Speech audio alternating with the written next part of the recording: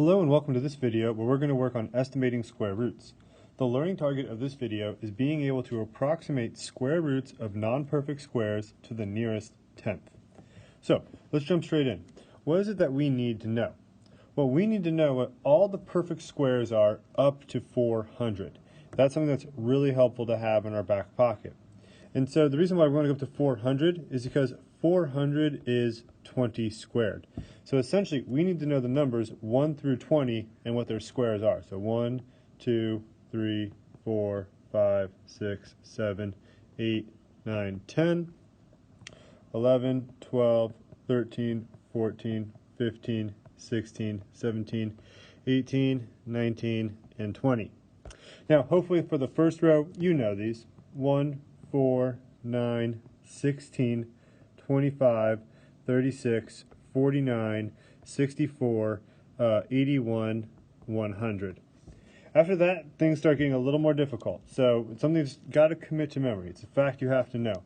11 squared, 121. 12 squared, 144. 13 is 169. And then 14 is 196. So they have like the, 196. They have the same digits, just a slightly different order.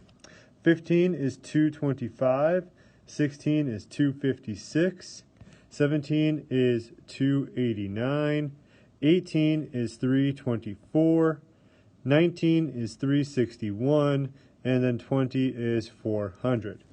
Now, again, you could always find them if needed, like just by multiplying 17 times 17 or 18 times 18, but it's really helpful if you have them committed to memory. So that way you can recognize them and you can use them pretty quickly.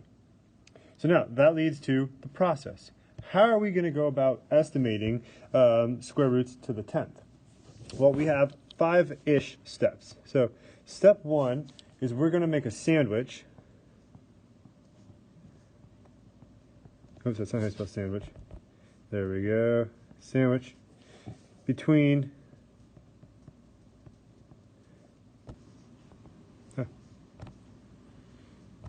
there we go, cleaning things up. All right. Sandwich between two perfect squares. Two perfect squares. And when we do this, we want to do this in the square root. So we want to put the perfect square right there. Second step is that we're going to take the square root of, continuing our sandwich metaphor, the bread slices. Oops, slides, not slices. There we go. Slices. And then what's going to happen is this is going to give us an inequality that's going to look something like this. So this is our goal. These are going to be some whole numbers. This is going to be the square root that we're trying to figure out.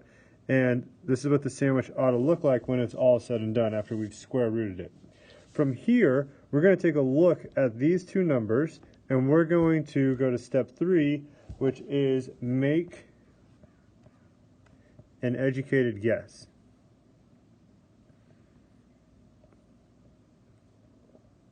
Based off of what we see here.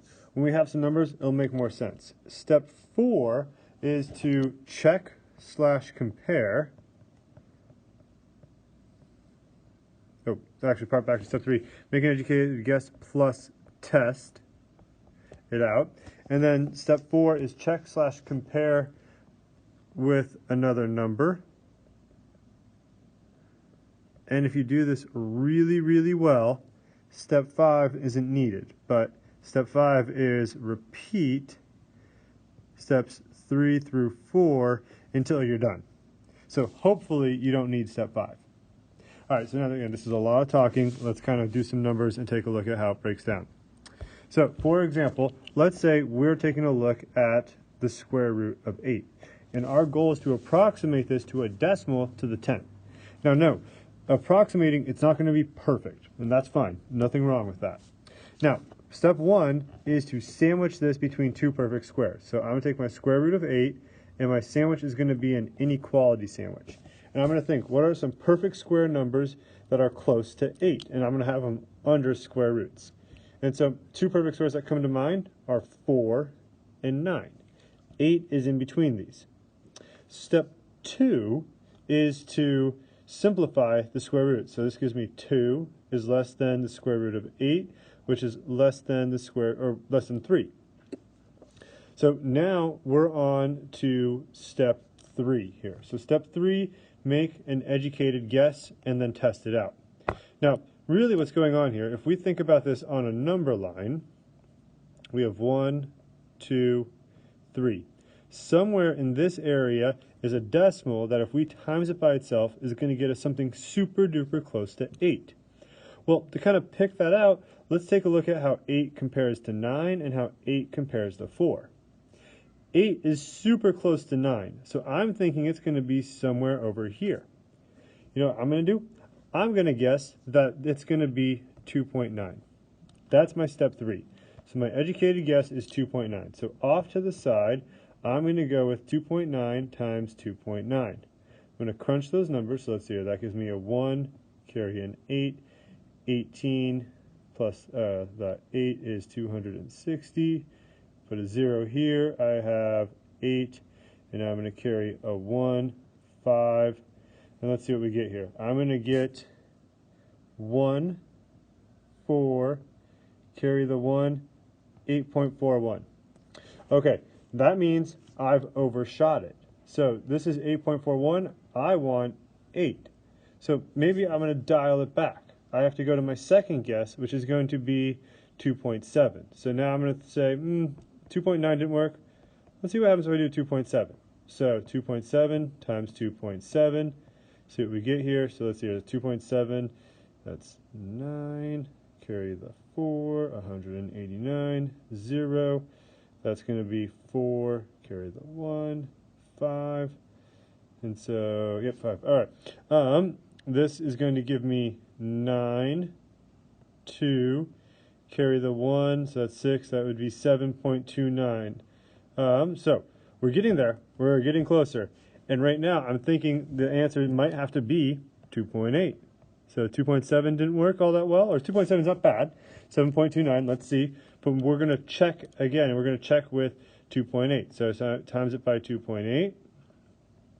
And so when I square this, let's see, that's going to give me 4, carry the 6, 16, so 2, 2, 0. And then let's see, that is 6, carry my 1, 5. All right, and so let's see, this, 4, 8, yeah, 8, all right, cool. And so that's 7.84. Now I got to ask myself, which one's actually closer to 8? Is 7.84 closer to 8, or is 8.41 closer to 8? And this one is a little bit closer because 0.84 is 0.16 away from 8, and this one's 0.4 away from 8. So my best estimate to the 100th is going to be 2.8. So 2.8, or the square root of 8, is roughly equal to 2.8. And if we wanted to, we can continue to get more precise by going further along the decimal line. But we're not going to do that because that's just going to be a little too complicated. So good luck on your homework or practice, and let me know if you have any questions.